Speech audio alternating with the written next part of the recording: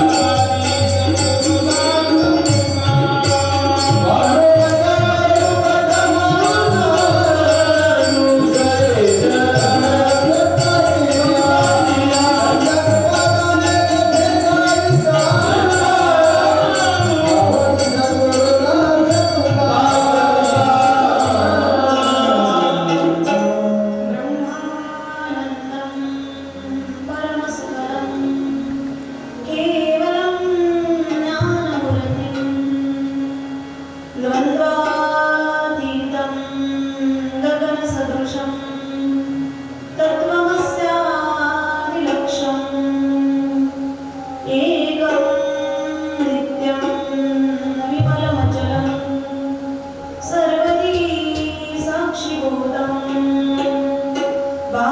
भावातीतं त्रिगुणरहितं सद्गुरुं नमामि जयांचे केल्या स्मरणा होय सकळ विद्येंचे अधिकरण तेची बंधू श्री चरण श्री गुरूंचे तेची नमस्कार मी आता निवृत्तीनाथांचे जननी शरणैका जनार्दनी शिवीअवतार धरून केले त्रैलोक्य पावन शरण शरण जी हनुमंता तुझा लो रामदूता काय भक्तीच्या त्या वाटा मज गावाव्या सुभटा मस्तक माझे पायावरी मस्तक माझे पायावरी या वारकरी संतांचा या वारकरी संतांचा या वारकरी संतांचा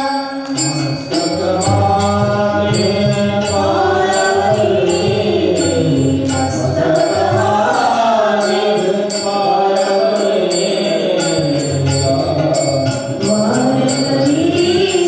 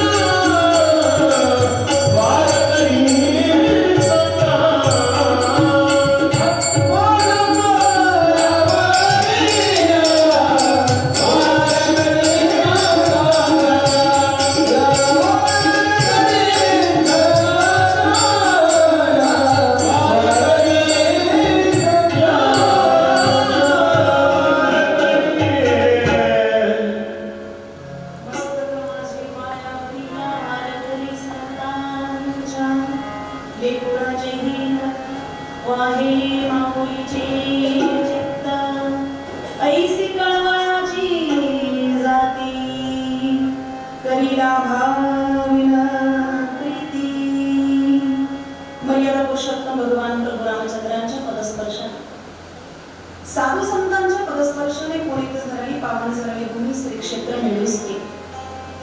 या पवित्र स्थानावरती आज या ठिकाणी कैलासवासी गंगा भगवती मातोश्री चंद्रभागाबाई संतू पाटील आहेत. यांचं प्रथम पुण्यस्मरण वर्ष श्राद्ध तर्पणाचा विधी. या प्रथम पुण्यस्मरणाच्या श्राद्ध विधीच्या तर्पणाच्या विधीच्या निमित्ताने आज या ठिकाणी प्रवचन रूपी सेवेकरता घेतलेला अभंग देहूचे सुप्रसिद्ध साधू संत हृदय सम्राट विश्वसंत विश्ववंते विश्वभूषण जगताचे जगद्गुरु वैराग्याचे महामेरू देहू निवासी श्री संत तुकाराम महाराज यांचा आहे. जगद्गुरु श्री संत तुकोबाई अभंगाच्या माध्यमातून कृतज्ञता व्यक्त करतात. कारण जगद्गुरु श्री संत तुकोबाई यांच्या या अभंगाचा जर आपण विचार केला तर या अभंगामध्ये पहिल्या 3 चरणांमध्ये महाराज आपल्याला आईचा दृष्टांत देतात. पण शेवटच्या चरणाचा जर आपण विचार केला तर महाराज संतांकडे आलेले आहेत. मातृशक्तीचा गौरव करणारी आपली हिंदू संस्कृती आणि मातृगुणातून उतराई होण्याकरता आजचा हा सोहळा आहेर पाटील परिवाराच्या माध्यमातून या ठिकाणी संपन्न केला जात असताना तर्पणाचा विधी शास्त्राच्या नियमाला अनुसरण विधिवतरित्या यथोचितरित्या ब्राह्मणांकरवी मंत्रघोषामध्ये आहेर पाटील परिवाराच्या माध्यमातून या ठिकाणी संपन्न झाला.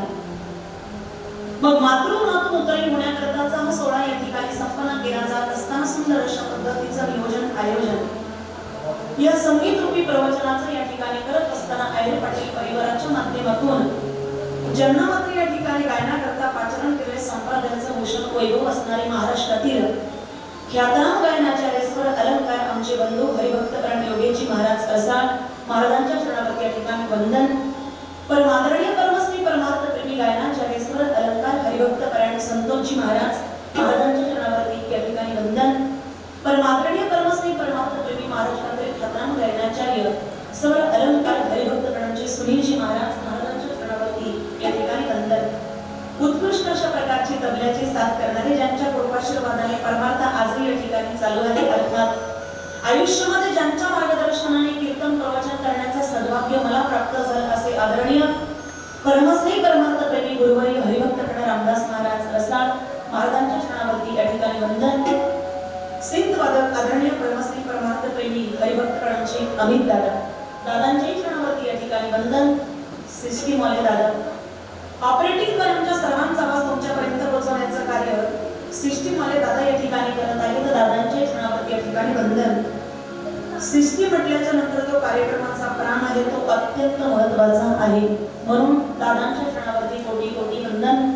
त्याच पद्धतीने आमचे YouTube चॅनल वाले दादा आपला हा कार्यक्रम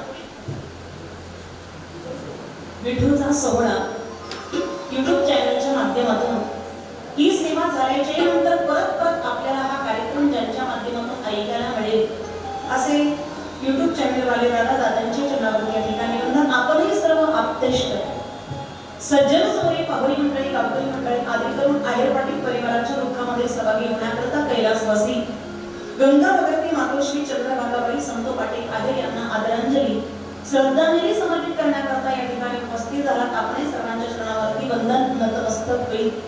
परमभाग्य आज आहे की कुठेही आज या भूमीने मला घडवलं. अर्थात ज्या भूमीमध्ये मला फक्त प्रवचनच करण्याची संधी प्राप्त झाली परत एकदा प्रवचनच करण्याची संधी प्राप्त झाली असा पवित्र असणारा आपलं मिळुसकी गाव संपूर्ण असणारा बर्डे पाटील परिवार आणि बर्डे पाटील परिवाराच्या माध्यमातून कुठेतरी आजच्या सेवेचा योग मला प्राप्त झाला. माझं परम भाग्य आहे ज्या भूमीने मला घडवलं ज्यांचं मला आयुष्यात मार्गदर्शन मिळालं. ही सगळीच मंडळी पितृतुल्य आणि वंदनीय आहेत. परंतु कुठेतरी ज्यांचं मार्गदर्शन लाभत असताना वारकरी संप्रदायाची शेवटच्या श्वासापर्यंत ज्यांच्या माध्यमातून सेवा घडली आयुष्यामध्ये कधी कुठलीही तक्रार केली नाही. अगदी प्रत्येक गावागावामध्ये वारकरी संप्रदायाचं कार्य पोहोचवण्याचं कार्य हा संप्रदाय पोहोचवण्याचं कार्य ज्यांच्या माध्यमातून संपन्न झालं पूजनीय वंदनीय आदरणीय गुरुवर्य वैकुंठवासी ब्रह्मलीन हरिभक्तप्राण रामकृष्ण बाबा पिंपरखेडकर आयुष्यामध्ये बाबांनी कधीच तक्रार केली नाही. आजकाल परिस्थिती संप्रदायामध्ये फार भयानक आहे. आपल्याला कुठेतरी चार दोन कीर्तन किंवा प्रवचन करता आले किंवा एखादा दोन राग म्हणता आला तर आपल्या अहंकाराला काही त्या ठिकाणी माफ राहत नाही. पण बाबांची परिस्थिती एवढी परिस्थिती होती की वय एवढं झालं होतं पण जागेवर बाबा बसले नाही. एकदा सत्याचं कीर्तन होतं आणि बसमध्ये चढता चढता पाय सरकला, बाबा बसच्या खाली पडले. तरी सुद्धा कीर्तन केलं पण त्यांनी सांगितलं मला लागलेलं आहे. ही सेवा करणारे हाडाचे वारकरी बाबांसारखे निघून गेल्याने खऱ्या अर्थाने संप्रदायामध्ये जी पोकळी निर्माण झाली ती कधी भरून निघण्यासाठी नाही. निरपेक्ष बुद्धीचा त्यांचा परमार्थ होता. ही सगळी मंडळी माझ्या ठिकाणी दिसते आहे घडलेली बाबांच्या कृपाशीर्वादाने. म्हणून बाबांच्या स्मृतीला विनम्र अभिवादन या ठिकाणी करून आजच्या मात्र सेवेला या ठिकाणी प्रारंभ करत असताना मातृऋणातून उतरे होण्याकरताचा सोहळा आहेर पाटील परिवाराच्या माध्यमातून संपन्न केला जात असताना आई करता तर्पणाचा विधी संपन्न झाला. आता तर्पणाचा विधी ब्राह्मणांच्या साहाय्याने विधिवतरित्या यथोचितरित्या जर संपन्न झाला तर तुम्ही मनामध्ये विचार करा त्याच्यानंतर तुमचं प्रवचन कशा करतात. उत्तर असं आहे श्राद्धविधी करत असताना कर्मशास्त्र अत्यंत सूक्ष्म सांगितलेले आहे, अत्यंत नाजूक सांगितलेले आहे. हा विधी करत असताना कधी याच्यामध्ये दोष घडेल, कधी याच्यामध्ये चूक घडेल, कधी याच्यामध्ये न्यूनता येईल हे आपल्याला सांगता येत नाही. मग या विधीमध्ये जर कुठला दोष घडला, कुठली न्यूनता आली तर कर्त्याला हे कर्म करूनही पतनाला जावं लागतं. कर्म धर्म नवती सांग पुण्यांगे पतन. कर्मधर्मांचं अनुष्ठान करत असताना याच्यामध्ये जर कुठला दोष घडला, कुठली न्यूनता आली तर कर्त्याला हे कर्म करूनही पतनाला जावं लागतं. मग शास्त्रामध्ये एक पर्याय, एक उपाय या ठिकाणी सांगितला की नामस्मरण करा, नामचिंतन करा. नामस्मरण इतकं प्रभावी साधन आहे. या कर्मामध्ये असणारे जेवढे काही दोष असतात त्या सर्व दोषांचं परिमार्जन करून या विधीला सर्वांगाने परिपूर्णता प्राप्त करून देण्याचं काम भगवंताचं नामचिंतन करतं. त्याकरता या ठिकाणी असणारी संगीत प्रवचनाची सेवा आरंभी आवडी आदरे आरे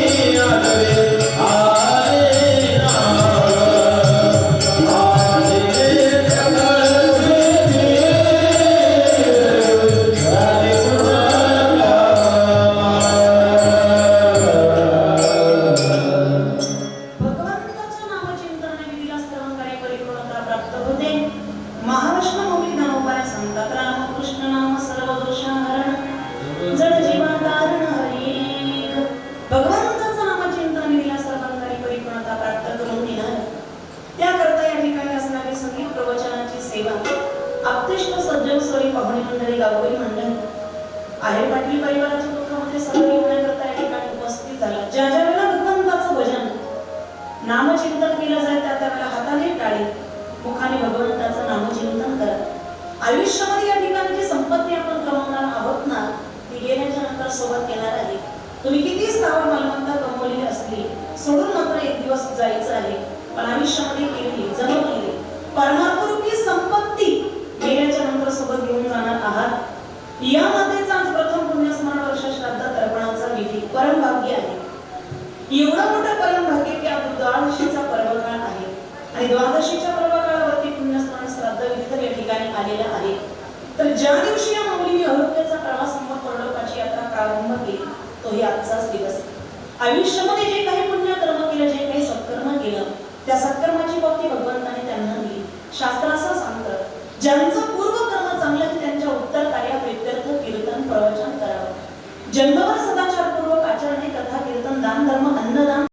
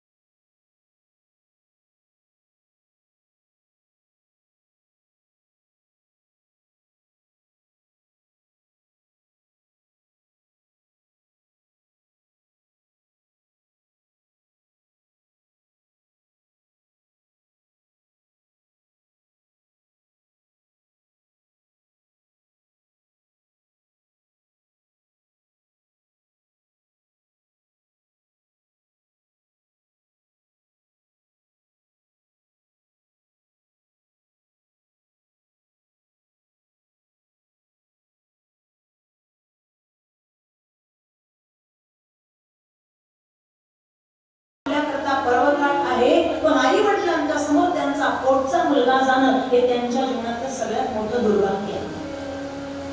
पर्वकाळ शास्त्राने सांगितलं, आई वडिलांचा अंतकाळ हा आपल्याकरता पर्वकाळ आहे. मग पुत्रांच्या माध्यमातून मातृगुणातून उतराई होण्याकरता हा तर्पणाचा विधी शास्त्राच्या नियमाला अनुसार संपन्न केला जात असताना कैलासवासी गंगा भागीरथी मातोश्री चंद्रभागाबाई संतो पाटील आहेत.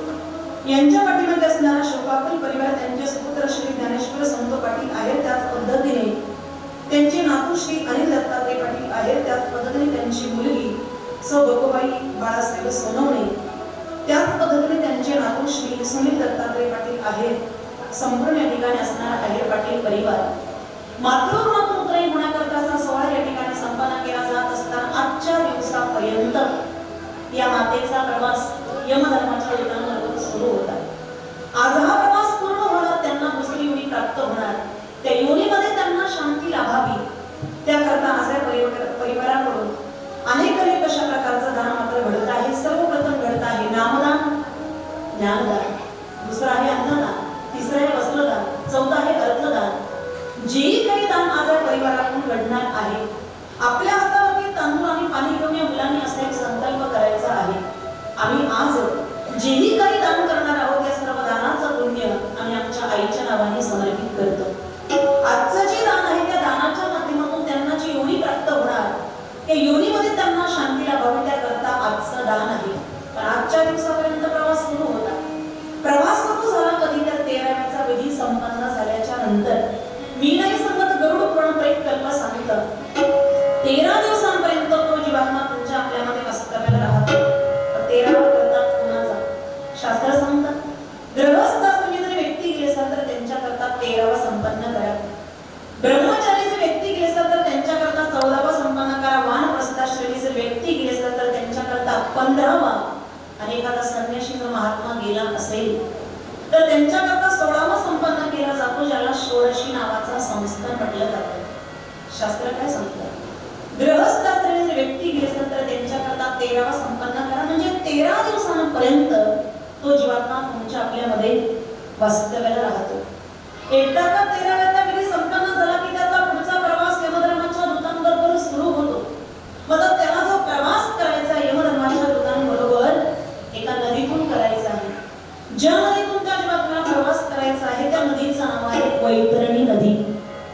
आता तुम्ही मनामध्ये विचार कराल, नदीतूनच प्रवास करायचा आहे, सोपं आहे. एखादी बोट घ्यायची, पाण्यामध्ये सोडायची, तिच्यामध्ये बसायचं आणि आपला प्रवास सुरू करायचा. एवढं सोपं आहे का ते? ज्या वैतरणी नावाच्या नदीतून त्या जीवात्म्याला प्रवास करायचा आहे ती नदी पाण्याने वाहणारी नाही तर ती नदी वाहते रक्ताने पोवाने. मग आता रक्ताने पोवाने वाहणाऱ्या वैतरणी नावाच्या नदीतून त्या जीवात्म्याला प्रवास करायचा, त्याचा तो प्रवास सुखकर व्हावा. कुठल्याच प्रकारचा त्रास, कुठल्याच प्रकारचं दुःख त्या जीवात्म्याला भोगावं लागू नये असं जर वाटत असेल तर जबाबदारी पाठीमागे असणाऱ्या परिवाराची. जबाबदारी काय? गेलेल्या जीवात्म्याच्या नावाने दान धर्म करणं अत्यंत महत्वाचं आहे. कारण त्या जीवात्म्याला यमधर्माच्या दूतांबरोबर वैतरणी नावाच्या नदीतून जो प्रवास करायचा आहे तो 12 महिने म्हणजे 1 वर्षाचा. मग एवढा मोठा प्रवास त्या 12 महिन्यांमध्ये त्याला 16 प्रकारची गावं लागतात. 12 गावांना त्याचा मुक्काम म्हणून 12 महिने. मग एवढा मोठा प्रवास आहे. मग तो प्रवास सुखकर व्हावा, कुठल्याच प्रकारचा दुःख, कुठल्याच प्रकारचा त्रास जीवात्म्याला भोगावा लागू नये. जबाबदारी पाठीमागे असणारी परिवाराची, कुटुंबाची, मुलांची, मुलींची जबाबदारी काय? त्या जीवात्म्याच्या नावाने दान धर्म करावं. आपल्या दारामध्ये एखादा अतिथी आला तर त्याला पोटभर जेवू घाला, अन्नदान करा.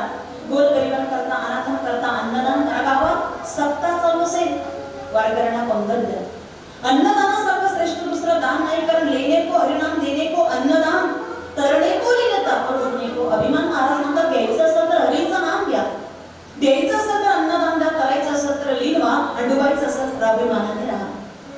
अन्नदानासारखं श्रेष्ठ दुसरं दान नाही. अन्नदान करा आणि केलेल्या अन्नदानाचं पुण्य संकल्पयुक्त गेलेल्या जीवात्म्याच्या नावाने समर्पित करा.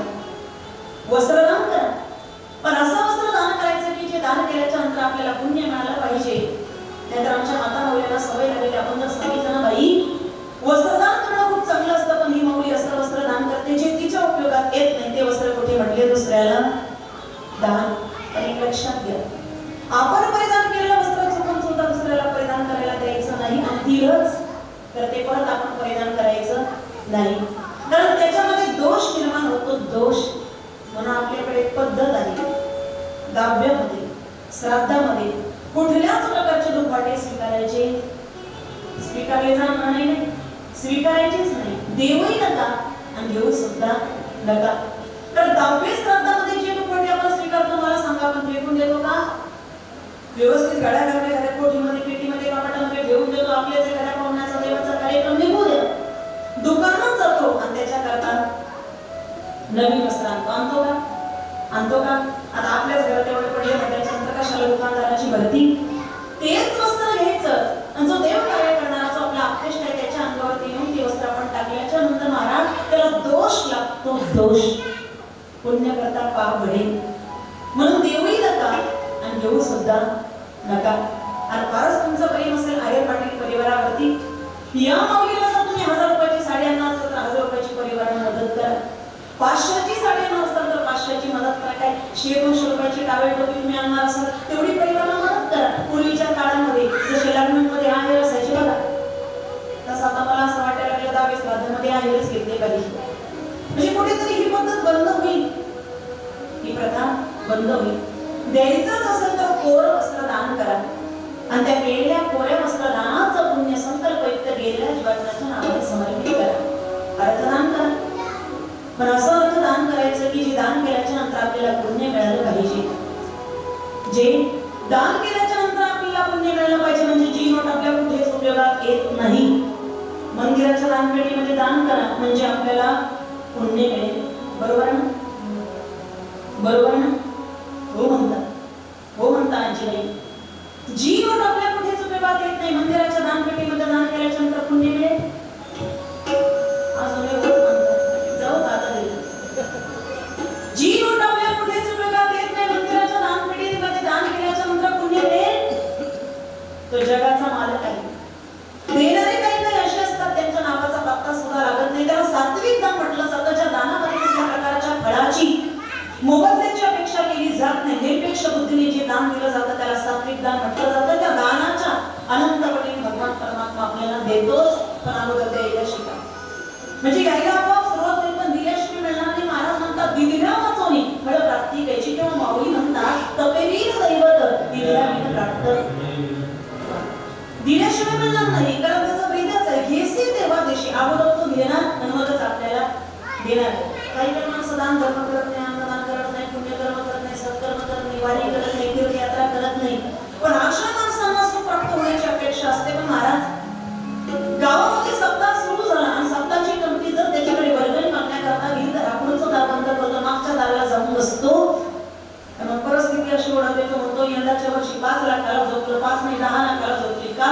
सप्ताहाची वर्गणी त्या ज्या वेळेला मागण्याकरता कमिटी आली त्यावेळेला तो पुढे गेला होतास. दिल्याशिवाय मिळणार. अर्थदान कराने केलेल्या अर्थदानाचं पुण्य संकल्प गेलेल्या जीवात्म्याच्या नावाने समर्पित करायचे. पुढे जाऊन शास्त्र असं सांगतं की तुम्ही लाल किंवा पांढऱ्या रंगाची गाय 13व्याच्या दिवशी जर ब्राह्मणाला दान दिली तर त्या गायीच्या माध्यमातून गेलेल्या जीवात्म्याचा प्रवास सुखकर होईल. थोडा आवाज म्हणा.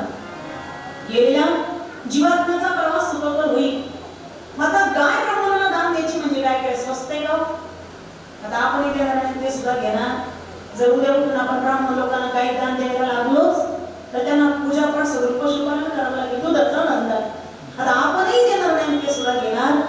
मग ब्राह्मण लोकांना चांदीची गाय दक्षिणा देण्याची पद्धत आहे.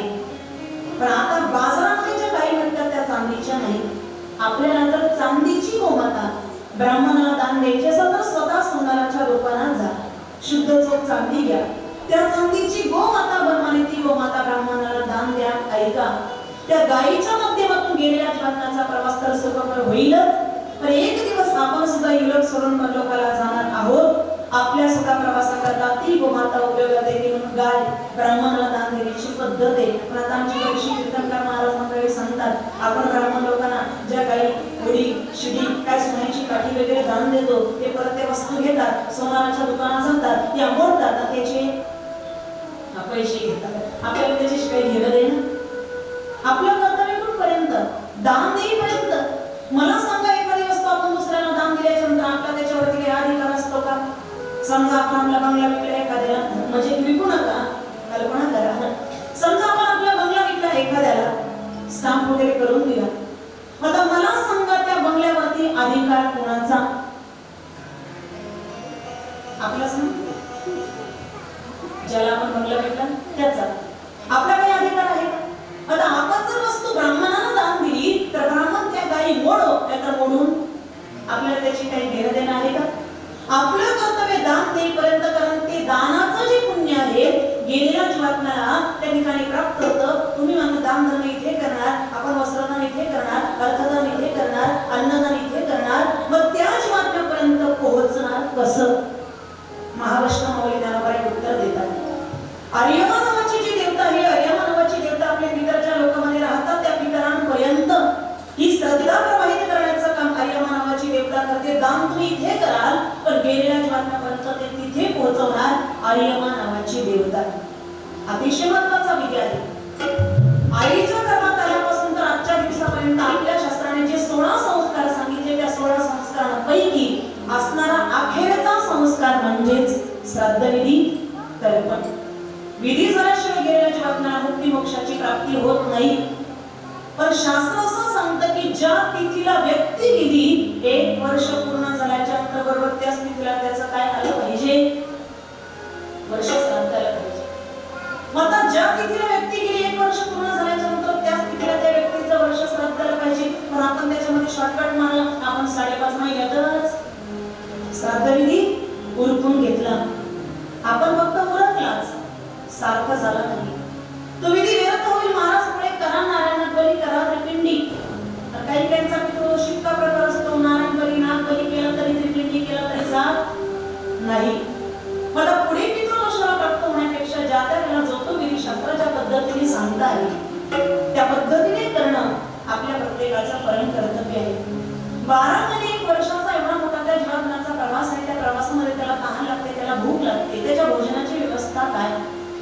प्रत्येक महिन्याला गेलेल्या जीवनाच्या नावाने मासिक श्राद्ध घातलं जातं. मला सांगा, मासिक श्राद्ध कधी घालतात?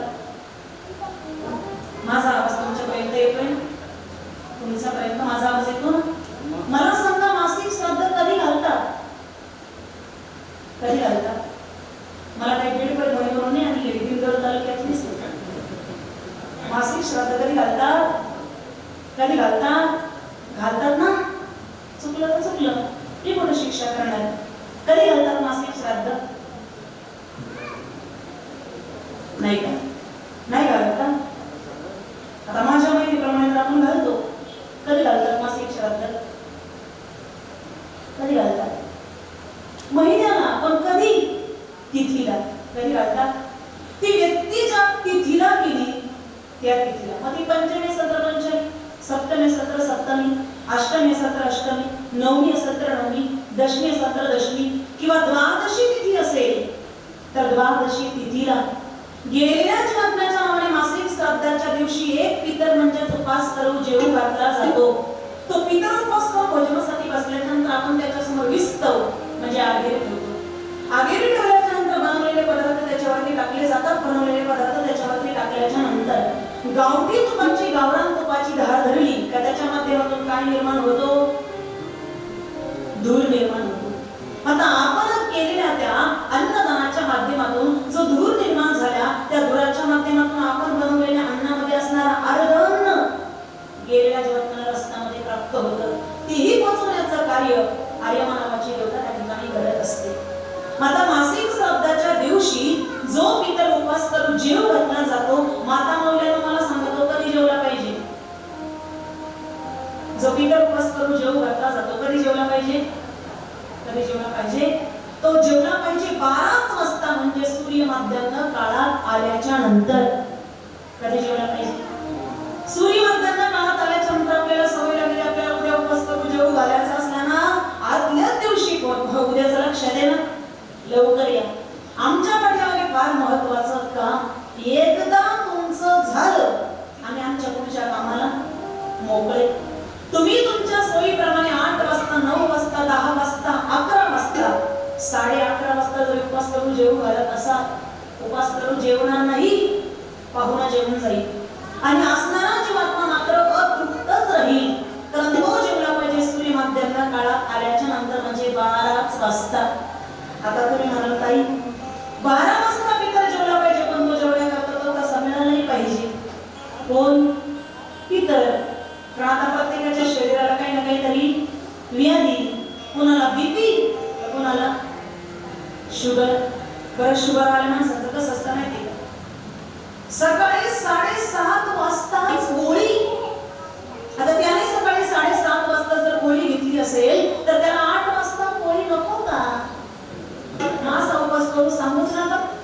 आणि एखाद्या महिन्याला जर तुम्हाला उपवास करू मिळाला नाही तर त्या महिन्याला काही करायचं, बनवलेल्या अन्नाचं पात्र बनवा आणि बनवलेल्या अन्नाचं पात्र सूर्य माध्यान्ह काळात आल्याच्या नंतर गायीला समर्पित करा. कोणती गाय? गावठी गाय, गावरान गाय, जिच्या शरीरामध्ये 33 कोटी देवता वस्त्र करतात, जी आपल्या हिंदू धर्माचं प्रतीक आहे. अशा गावठी गायीला म्हणजे गावरान गायीला सूर्य माध्यान्ह काळात आल्याच्या नंतर बनवलेल्या अन्नाचं पात्र तुम्ही समर्पित केलं तरीही पितृच जेवल्याचं पुण्य तुम्हाला प्राप्त होईल. या काही गाव गप्पा नाहीये. गरुड पुराण प्रेत कल्प सांगतं, ज्या पद्धतीने शास्त्र सांगतं त्या पद्धतीने आपल्या पितरांकरता हे सर्व प्रकारचे विधी संपन्न करणं आपल्या प्रत्येकाचं परम कर्तव्य आहे.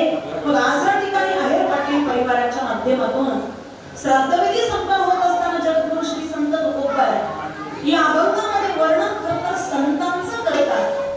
अभंगामध्ये संतांचं वर्णन करतात, पण ते वर्णन करत असताना थोडं तुलनात्मक करतात. बऱ्याच ठिकाणी तुकोबारांनी वर्णन संतांचं केले, ते तुलना करूनच केलेलं आहे. आणि आजच्या अभंगामध्ये तुकोबाराय वर्णन संतांचं करतात, ते तुलना करून करतात. पण आज तुलना करतात तुकोबारांनी जे घेतलेलं आहे ते आईला. आईला तुकोबारांनी का घेतलं? कारण आईचं प्रेम आणि संतांचं प्रेम हे वेगळं नाहीच. संतांच्या घरापर्यंत येऊन पोहोचवलं आपल्या संत महात्म्यांनी आईला. पण आहे तोपर्यंत किंमत कळत नाही, गेल्याच्या नंतर डोळ्यात पाणी आल्याशिवाय राहत नाही. मग मातृऋणात उतारी करताचा सोहळा या ठिकाणी संपन्न केला जात असताना श्राद्धविधी, तर्पणाचा विधी आहेर पाटील परिवाराच्या माध्यमातून या ठिकाणी संपन्न होत असताना खरं तर मरणोत्तर कालखंडामध्ये 3 प्रकारचे विधी संपन्न केले जातात. आपल्या हिंदू धर्माने, आपल्या धर्मशास्त्राने आपल्याकरता काही नियम, काही अटी घालून दिलेल्या आहेत. मग व्यक्ती ज्यावेळेला मरण पावते, अर्थात आपला देह ठेवते, या देहाच्या संबंधाने आणि आत्मसंबंधाने 3 प्रकारचे विधी करण्याची परंपरा आपल्या शास्त्राने जगाला सांगितली. मग व्यक्ती ज्यावेळेला आपला देह ठेवते, अर्थात जाणारी व्यक्ती कुणी असू द्या, स्त्री असो किंवा पुरुष, लहान असो किंवा मोठा, श्रीमंत असो किंवा गरीब, कुणी असो किंवा कुठल्याही समाजामध्ये जरी जन्माला आलेला असला, ज्यावेळेला तो आपला देह ठेवतो, देहाच्या संबंधाने पहिला विधी संपन्न केला जातो. विधीचं नाव आहे अंत्यविधी. 10 दिवसांच्या नंतर जो विधी संपन्न केला जातो, विधीचं नाव आहे दशक्रिया विधी. 1 वर्ष पूर्ण झाल्याच्या नंतर जो विधी संपन्न केला जातो, ते विधीचं नाव श्राद्ध विधी म्हणजेच वर्षश्राद्ध. आता मरणोत्तर कालखंडामध्ये संपन्न केल्या जाणाऱ्या 3 प्रकारच्या विधींपैकी शेवटचा म्हणजे श्राद्ध विधी आज या ठिकाणी संपन्न होतो आहे. हे 3ही प्रकारचे विधी हिंदू धर्मशास्त्राच्या नियमाला अनुसरून संपन्न करणं अत्यंत महत्त्वाचं आहे. मग हे 3ही प्रकारचे विधी नेमके करायचे कुणीतर शास्त्र सांगताय की हे विधी पुत्रानेच करावे. याला कदाचित मुलगा असेल, गेलेल्या जीवाला सद्गती प्राप्त करून देण्याकरता शास्त्र सांगतं हे विधी मुलीने करावे.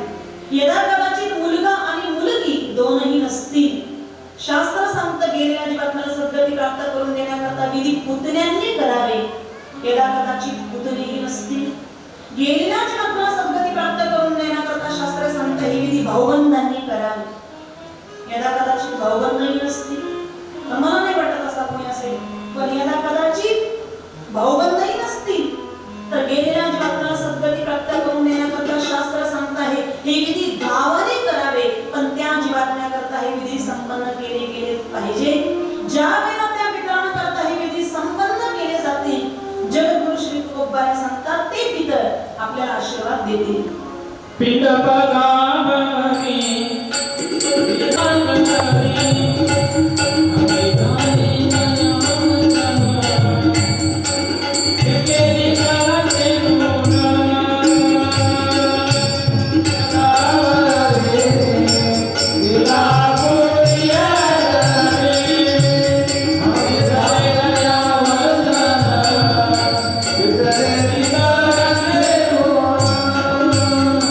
Amane pitra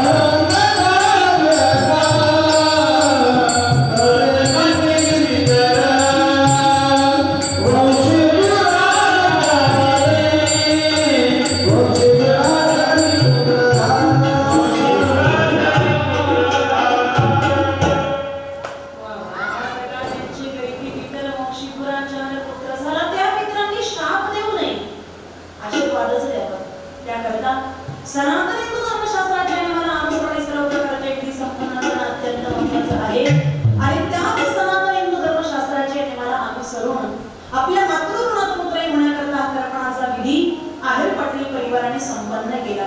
अत्यंत महत्त्वाचा विधी, अत्यंत महत्त्वाचा कर्म, अत्यंत महत्त्वाचा संस्कार. हा विधी झाल्याशिवाय गेलेल्या व्यक्तीला मुक्ती किंवा मोक्षाची प्राप्ती होत नाही. आज आहेर पाटील परिवार या ठिकाणी तर्पणाचा विधी करत आहे, पण याच्या पाठीमागे आपलं शास्त्र प्रमाण भारत देशाच्या वायव्य कोपऱ्यामध्ये गुजरात मेहसाणा जिल्ह्यामध्ये मातृगया नावाचं एक गाव आहे. त्या ठिकाणी सिद्धांनी वास्तव्य केलं म्हणून क्षेत्राचं नाव पडलं सिद्धपूर. पवित्र असणाऱ्या सिद्धपूरला मातृगयेला सर्वप्रथम तर्पणाचा पिंडदानाचा विधी जर कोणी केलेला असेल तर तो केलेला आहे भगवान परशुरामांनी आपली माता रेणुका माता हिचा. त्याच पवित्र सिद्धपूर क्षेत्रामध्ये दुसरा तर्पणाचा पिंडदानाचा विधी जर कोणी केलेला असेल तर तो केलेला आहे भगवान कपिल महामुनींनी आपली माता देवहूती हिचा. देवहूती कोणाला म्हणतात? देवहूती म्हणजे काय? देव म्हणजे परमात्मा, हूती म्हणजे बोलावणे, जी प्रत्यक्ष भगवान परमात्म्याला सांगते की माझ्या पोटी जन्माला ये. तर कपिल मुनी म्हणजे भगवान विष्णू परमात्म्याचा अवतार. पण ज्या वेळेला कपिल मुनी माता देवहूती करता तर्पणाचा पिंडदानाचा विधी करता, तो पिंडदानाचा तर्पणाचा विधी करत असताना कपिल महामुनींच्या नेत्रातून अश्रुबिंदू पडले. महाराज, मायबाप गेल्याचं दुःख देवाला सुद्धा आहे. जे अश्रुबिंदू कपिल मुनींच्या नेत्रांमधून बाहेर पडले ते अश्रुबिंदू एवढे होते त्याचा सरोवर तयार झाला आणि त्या सरोवराचं नाव ठेवण्यात आलं बिंदू सरोवर. मग त्या देवीला जाऊन प्रत्यक्ष भगवान परशुराम रेणुका माते करता पिंडदानाचा तर्पणाचा विधी करतात. कपिल महामुनी तर्पणाचा पिंडदानाचा विधी करतात. म्हणून जगद्गुरु श्री संत तुकोबारे सांगतात पिंडपदावरी दिला आपुले करी माझे झाले गया वर्जन विटले पितरांचे ऋण. पितरांच्या ऋणातून होण्याकरता हे विधी संपन्न करणं अत्यंत महत्त्वाचं आहे. दुर्दैव कलियुगातलं एवढं मोठं आपल्या शास्त्रावरती, आपल्या धर्मावरती, आपल्या ग्रंथावरती, आपल्या पंथावरती कुठेतरी शंका घेतल्या जातात. आता पाठीमागे कोणतं गाव होतं तिथला व्हिडिओ व्हायरल झाला व्हॉट्सअपवरती. जिवंतपणे पती पत्नीने आपलं पिंडदान केलं. पिंडदान केलं आणि पिंडाला काक स्पर्श झाला. ते म्हणतात, तुम्ही काय म्हणतात पिंडाला काक स्पर्श होत नाही, नाही स्पर्श झाला तर पितृदोष लागतो. जिवंतपणे आम्ही पिंडदान केलं तरी पिंडाला काक स्पर्श झाला. मग काय गरुड पुराण खोटं आहे का? गरुड पुराण खोटं आहे का? किंवा मर्यादा पुरुषोत्तम भगवान प्रभू रामचंद्रांना पितृदोष सांगण्यात आला. मतलब मर्यादा पुरुषोत्तम भगवान प्रभू रामचंद्र राजा दशरथ करता पिंडदानाचा तर्पणाचा विधी करतात. मग मला सांगा, मर्यादा पुरुषोत्तम भगवान प्रभू रामचंद्र खोटे आहेत का? कुठेतरी शंकाच आहे ना. अहो, ज्या वेळेला पिंड ठेवला जातो तो पिंड ठेवल्याच्या नंतर असणारा जीवात्मा त्या पिंडाच्या भोवती फिरत असतो. ज्या वेळेला तो जीवात्मा कावळ्याला आज्ञा देईल त्याच वेळेला तो पिंडाला काक स्पर्श होत असतो. अन्यथा बऱ्याच ठिकाणी आपण बघतो अगदी सगळं कुटुंब, सगळे आप्तेष्ट पिंडाला पाणी सोडतात तरी पिंडाला काक स्पर्श होत नाही. याच्या पाठीमागे काहीतरी कारण असेल ना. आता चर्चा होते त्या ठिकाणी या व्यक्तीची काहीतरी इच्छा पूर्ण राहिली असेल, काहीतरी असं झालं असेल, काहीतरी तसं झालं. खरं आहे ते खरं आहे. मग ज्या वेळेला तो जीवात्मा त्या कावळ्याला आज्ञा दिली त्याच वेळेला पिंडाला काक स्पर्श होतो आणि पिंडाला काक स्पर्श झाला. आपण काय म्हणतो, या व्यक्तीने पिंड घेतलं. आता व्यक्तीने पिंड घेतला म्हणजे जाणारी व्यक्ती काय कावळा असते का? गेलेल्या जीवात्म्याला तो वश झालेला असतो. कारण जाणारा तो जीवात्मा फक्त कावळ्याला दिसतो. आणि पिंडाला काक स्पर्श होण्याचं अजून एक महत्त्वाचं कारण कावळ्याच्या विष्ठेपासून पिंपळ वृक्षाची निर्मिती आहे. याचं प्रमाण व्यंकटेश स्तोत्रामध्ये आलेलं आहे. काग विष्ठेचे झाले पिंपळ. आता पिंपळ वृक्षाची निर्मिती जर कावळ्याच्या विष्ठेपासून आहे तर त्या पिंपळ वृक्षाच्या बीची निर्मिती कावळ्याच्या पोटामध्ये होण्याकरता त्याने काळे तीळ आणि जव खाणं अत्यंत महत्त्वाचं आहे. मला ते काळे तीळ आणि जव त्याला कशाच्या माध्यमातून प्राप्त होतात? पिंडाच्या माध्यमातून. म्हणून पिंडाला काक स्पर्श होणं अत्यंत महत्त्वाचं आहे. अंधश्रद्धा नाही महाराज. मोठमोठ्या डोळस लोकांनी केली, खऱ्या अर्थाने ही डोळसच क्रिया आहे. माईच्या मनातून पितरांच्या मनातून उतराई होण्याकरता हा परिवाराच्या माध्यमातून संपन्न झाला. जगद्गुरु श्री संत तुकोबारायांचा अत्यंत थोडासा अभंग सेवेकरता घेतला. लेकुराचे गीत वाहे माऊलीचे चित्त. जगद्गुरु श्री संत तुकोबारायांनी आपल्या गाथ्यामध्ये, आपल्या अभंगामध्ये, सबंध साहित्यामध्ये जिथे जिथे त्यांना संतांचं वर्णन करावं असं वाटलं तिथे तिथे त्यांनी आईला समोर आणले. बघा नीट निरीक्षण करा. जगद्गुरु श्री संत तुकोबाई काय महावैष्णव माऊली नामकबाई काय शांतीप्रभू श्री संत एकनाथ महाराज काय आपले श्री संत नामदेव महाराज काय या सर्व वारकरी साधू संतांनी मातृशक्तीचा गौरव आपल्या आवरणामध्ये आपल्या ग्रंथांमध्ये पदोपदी केल्याचं आपल्याला दिसून येईल. कारण आपण म्हणतो ना भारत माझा देश आहे. आपल्या भारत देशामध्ये प्रधान असणारी कुटुंब व्यवस्था आणि प्रधान असणाऱ्या कुटुंब व्यवस्थेचे मुख्य दोन काम मातृदेव भव पितृदेव भव. पहिला काम म्हणजे आपली आई आणि दुसरा काम म्हणजे आपले वडील. आपल्या प्रत्येकाच्या घरात दोन सोन्याचे खांब आहेत. आपल्या प्रत्येकाच्या घरामध्ये दोन सोन्याचे खांब आहेत. मग आपण आपल्या आयुष्यामध्ये काय करायला पाहिजे तर आपण आपल्या आयुष्यामध्ये हे दोनही खांब जपायला पाहिजे. मग आपल्या प्रत्येकाच्या घरामध्ये दोन सोन्याचे खांब आहेत. पण हे कळण्याकरता त्याची दृष्टी कशी असावी लागते. कारण आपण बघतो समाजामध्ये अशी काही व्यक्तिमत्व घडतात संपूर्ण समाज त्याने उजळून टाकलेला दिसतो. अहो असे काही तेजस्वी युगपुरुष घडले की त्यांच्या त्या यशामध्ये आई वडिलांचा त्याग आणि समर्पण त्या घराण्याला मिळालेलं असतं. मग एखादा मुलगा एखादी मुलगी ज्या वेळेला समाजामध्ये आपलं नाव लौकिक करत असते आपोआप आपल्या मुखातून वाक्य बाहेर पडतं अहो आई वडिलांचे संस्कारच तसे आहेत. धन्य माता पिता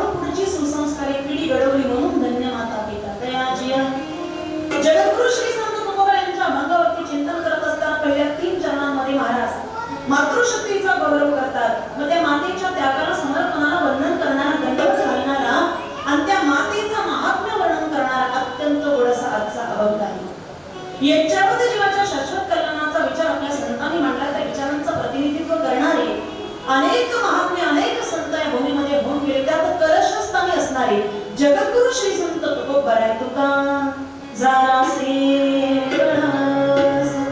मातृशक्तीला वंदन करतात. मातृशक्तीचा गौरव करतात का जिच्या पोटी आपण जन्माला आलेलो आहोत. महाराज म्हणतात की आपली आई नाही आदिशक्ती माता जगदंबेचं मातृ स्वरूप आहे.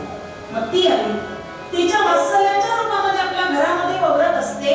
मग जिच्या पोटी आपण जन्माला आलेलो आहोत ती आदिशक्ती माता जगदंबेचं मातृ स्वरूप आहे. पण दुर्दैव तिच्याच पोटी जन्माला आलेल्या तिच्याच लेकराला या गोष्टीचं स्मरण राहिलेलं नाही. मग जिच्या पोटी आपण जन्माला आलेलो आहोत ती आदिशक्ती माता जगदंबेचं मातृ स्वरूप आहे. मग एका मातृदेव भवती माता तर आहेच. देव माता आदिती, वेद माता गायत्री, नवे नवे आपली श्रीमद भगवद्गीता तिला माऊली म्हणतात का स्वामी विवेकानंद म्हणायचे की गीता माझी माय आहे. स्वामीजींच्या जीवनामध्ये निर्माण झालेल्या प्रत्येक प्रश्नाचं उत्तर त्यांना गीतेत मिळायचं म्हणून स्वामीजी म्हणायचे की गीता माझी माय आहे. आचार्य विनोबा भावेंनी गीतेवरती मराठी ग्रंथ लिहिला. ग्रंथाचं नाव ठेवलं गीता. आईने म्हणावं विनू तू गीतेचा एवढा अभ्यास करतोस पण मला गीता कळत नाही. कारण ती तर संस्कृत मध्ये आहे. त्याला आई करतात. आचार्य विनोबा भावेंनी गीतेवरती मराठी ग्रंथ लिहिला. ग्रंथ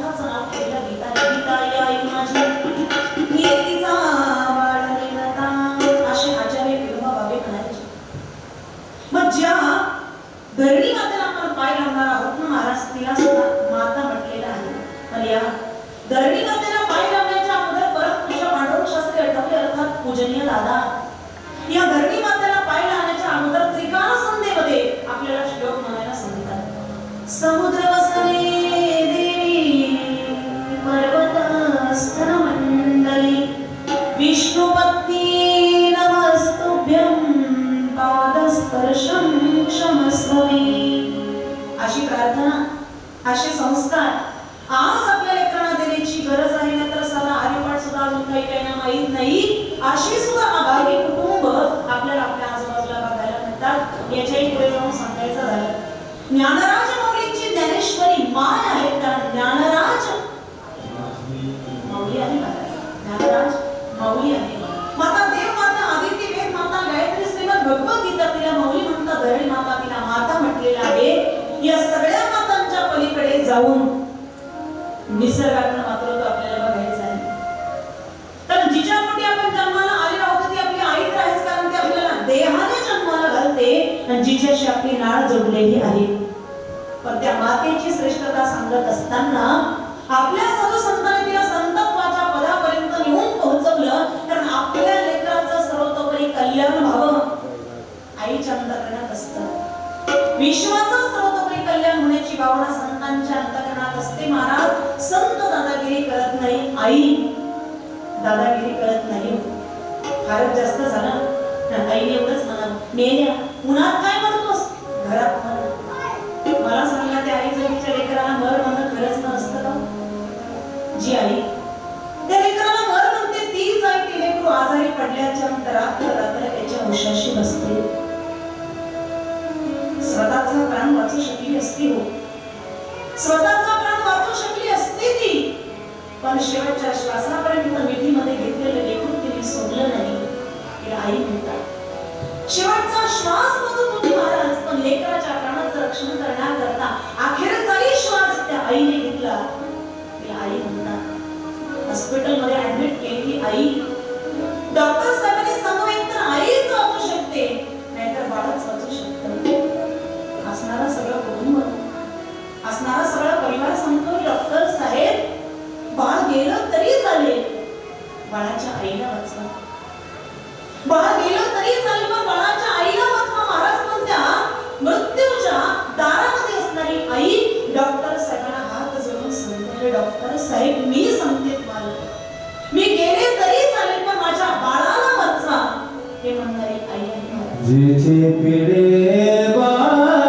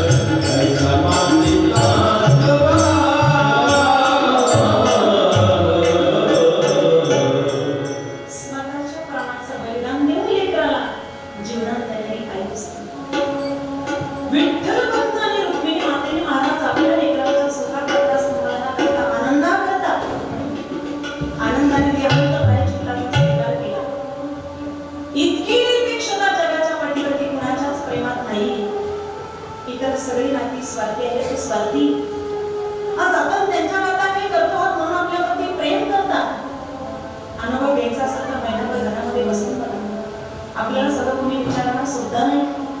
पण काही देऊही नका, काही घेऊही नका, निरपेक्ष बुद्धीने प्रेम करणार नातू म्हणजे आपली आई वडील आहे.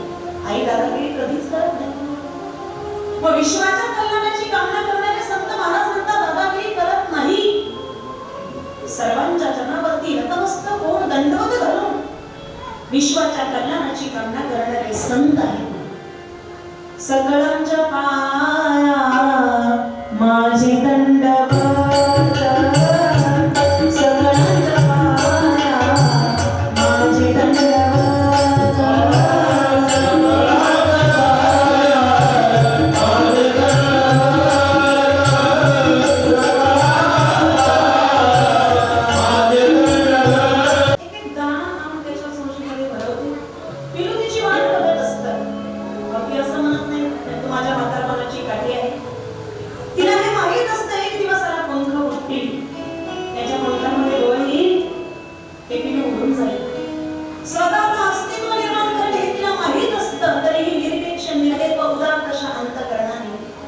त्याला सांभाळलं. एक एक दाणा आणून त्याच्या चोचीमध्ये भरवते. एक दिवस त्याला फुटले पंख, त्याच्या पंखामध्ये बळ आलं आणि ते पिल्लू उडून गेलं ना महाराज, ते परत माघारी आलंच नाही. खानदेशातील बहिणावर याकरता आपल्याला एका सुधारणेचा दृष्टांत देण्यात एका कवितेतून, अरे खोप्यामध्ये खोपा सुगरणीचा चांगला, देखा केल्यासाठी तिने झोका झाडाले टाकला. पिरली जळी कोटात जसा झुलला बंगला, तिचा पिलामध्ये जीव झाडाले टाकला. देखा केल्यासाठी तिने झोका झाडाले टाकला.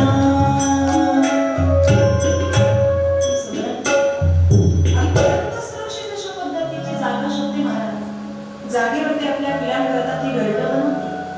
इतकं प्रेम असतं तिचं त्या पिलांवर, इतकंच प्रेम आईचं तिच्या लेकरांवरती असतं. ती माकडी बघा, त्या माकडीच्या पिलाने तिच्या पोटाला असं घट्ट बांधलेलं असतं. ती माकडी या झाडावरून त्या झाडावर, या फांदीवरून त्या फांदीवर, या शेंड्यावरून त्या शेंड्यावरती पुढ्या करत असते.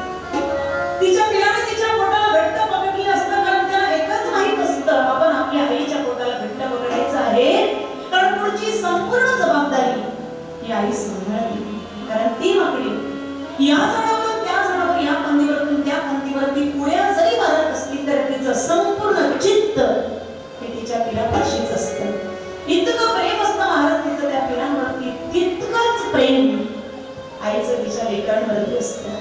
त्या मातेच्याही चित्तामध्ये सदैव त्या लेकराच्या चित्ताची तळमळ असते आणि त्याकरता तिचं चित्त सदैव धडपड करत असतं. तो खूप बरं आहे. अभंगाच्या प्रथम चरणात लेकुराचे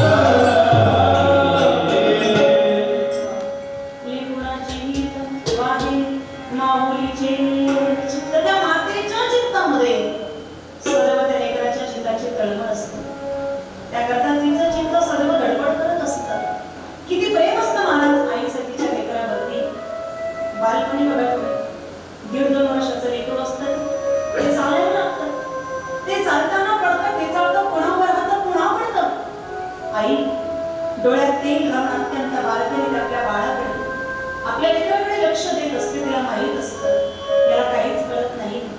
आईने धावत धावत जावं आणि ते आपल्या लेकराला आपल्याकडे वरती उचलून द्यावं. इतकं प्रेम असतं महाराज आईचं तिच्या लेकरांवरती. आणि तोच आईचा दृष्टांत देऊन जगद्गुरु श्री संत तुकोबाई संतांचं महात्म्य वर्णन करतात. का आई इतकं निरपेक्ष प्रेम संत या जगतामध्ये करतात. आपण या संसाराच्या तापाने तापलेलो आहे, होरपळलेलो आहे. आपण या भवचक्रामध्ये अडकलो, गटांगळ्या खायला लागलो, तर यातून आपल्याला बाहेर काढणारे ते फक्त संतच आहेत. भागलिया माझ वाहतील कडी, भागलिया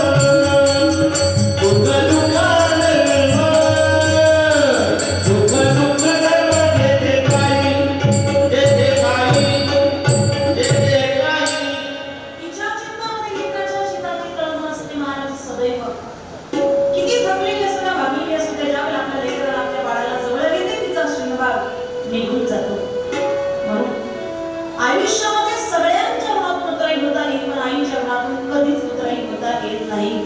म्हणून जोपर्यंत आई आहे ना तोपर्यंत तिला वेळ द्यायला शिका. काय हवं नको ते विचारा. कारण ज्यावेळेला आपल्या डोक्यावरून पाठीवरून आई हात फिरवते, जगाच्या पाठीवरती इथेच येणार नाही, त्या सुखाची अनुभूती आपल्याला तिथे येईल. अपेक्षित त्याला एकच असते, कोणती? आई तू बरी आहेस ना? एवढं एकच वाक्य तिला जगण्याचं बळ देऊन जातं. सगळ्यांच्या मनातून उतराई होता येईल, आईच्या मनातून कधीच उतराई होता येत नाही. स्वामी विवेकानंद सांगत होते महाराज, सगळ्यांच्या मनातून उतराई होता येईल, आईच्या मनातून कधीच उतराई होता येत नाही. एक विद्यार्थी स्वामीजींच्या जवळ आला, म्हणू लागला, स्वामीजी तुम्ही सारखं म्हणतात की सगळ्यांच्या मनातून उतराई होता येईल, आईच्या मनातून कधीच उतराई होता येत नाही, त्याच्यात अवघड काय आहे? सोपं आहे. मी माझ्या आईच्या मनातून उतराई होईल. स्वामीजी म्हणतात, बाळा उतराई होण्याचं पुढे बघू, पण अगोदर मी तुला जे सांगतो ते ऐक. त्यांनी त्यांच्या हातामध्ये 1 किलोची वीट आणली आणि सांगितलं, म्हणजे बघ तुझ्या खांद्यावरती असणारं जे उपकरण आहे का, त्या उपकरणामध्ये ही वीट गुंडाळ आणि तुझ्या पोटाला घट्ट बांधून ठेव. पण 9 तास पोटाला बांधलेली ही वीट सोडायची नाही. स्वामीजींच्या म्हणण्याप्रमाणे त्यांनी ती वीट आपल्या हातात घेतली, आपल्या खांद्यावरती असणारं उपकरण काढलं, उपकरणामध्ये वीट गुंडाळली, पोटाला घट्ट बांधली. आणि स्वामीजी म्हणतात, आता 9 तास पोटाला बांधलेली वीट सोडायची नाही, आता तू घरी जा. मला स्वतः मुलगा घरी जायला निघाला. 1 किलोचं ते ओझं त्याच्या पोटाला असल्या कारणामुळे त्याला रस्त्याने नीट चालता येईना. घरी गेला त्याला बसता येईना, बसला तर त्याला उठता येईना, त्याला खाता येईना, त्याला पिता येईना, त्याला कुठलंच काम करता येईना. 3 तास झाले तो मुलगा वैतागला. 3 तासाच्या नंतर तो स्वामीजींकडे परत आला आणि म्हणू लागला, स्वामीजी एक साधा सरळ प्रश्न मी तुम्हाला विचारला, माझ्या प्रश्नाचं उत्तर द्यायचं सोडून हे काय मला शिक्षा केली? स्वामीजी म्हणतात, बाळा तुला तुझ्या प्रश्नाचं उत्तर मिळालं. अरे मी तर 9 तास तुझ्या पोटाला वीट बांधून ठेवायला सांगितली, तू तर 3 तासात वैतागून माझ्याकडे परत आलास. पण बाळा याच्या तिप्पट वजनची आई 9 महिने 9 दिवस आपल्या उदरामध्ये वागवते. सांग बाळा, आईला त्याचं कधी ओझं वाटलं का? आईने त्याच्याबद्दल तुझ्याकडे काही तक्रार केली का? की त्याच्या मोबदल्यामध्ये तुझ्याकडून काही मागितलं नाही? याचं कारणच नाही महाराज. ती आईच तिच्या लेकरांवरती असणारं निरपेक्ष प्रेम कुठल्याच प्रकारच्या लाभाशिवाय, मोबदल्याशिवाय आई आपल्या लेकरावरती प्रेम करते. जगद्गुरु श्री संत तुकोबाराय अरुणाच्या आईची कळवळ्याची दाती, आईची कळवळ्याची दाती, आईची कळवळ्याची दाती, आईची कळवळ्याची दाती, आईची कळवळ्याची दाती.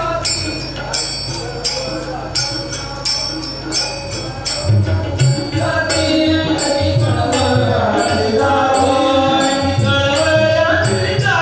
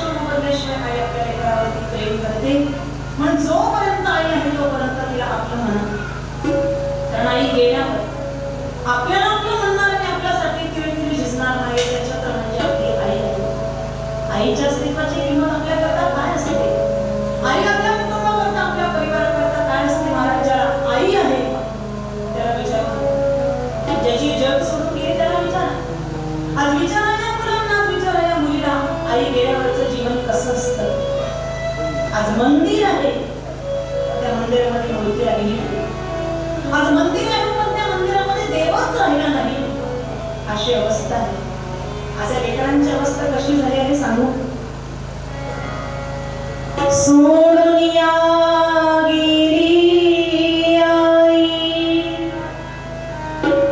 सोडून या गेली आई, आम्हाले कराना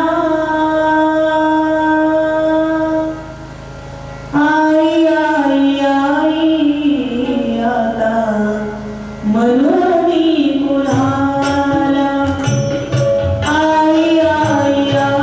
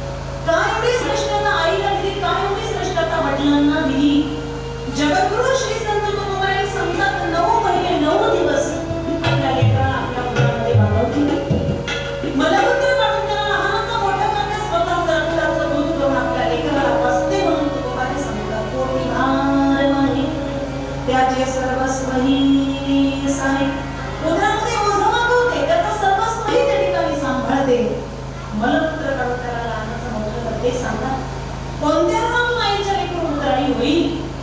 म्हणून तर आई इतकी श्रेष्ठता जगाच्या पलीकडे कोणालाच नाही. मग माता शब्दावर दोन पद्धतीने अर्थ सांगता येईल. माता माती गर्भोत्सव इति माता.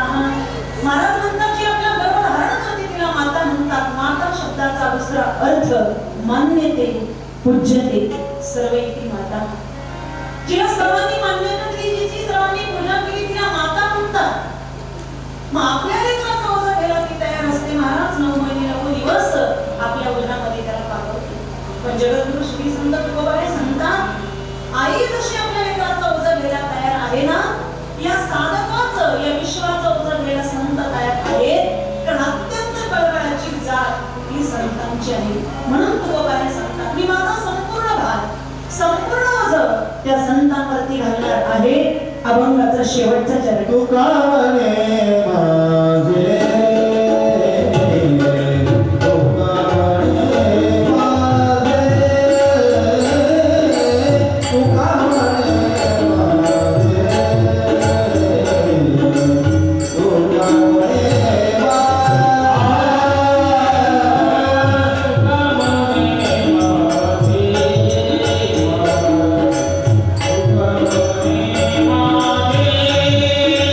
म्हणे तुका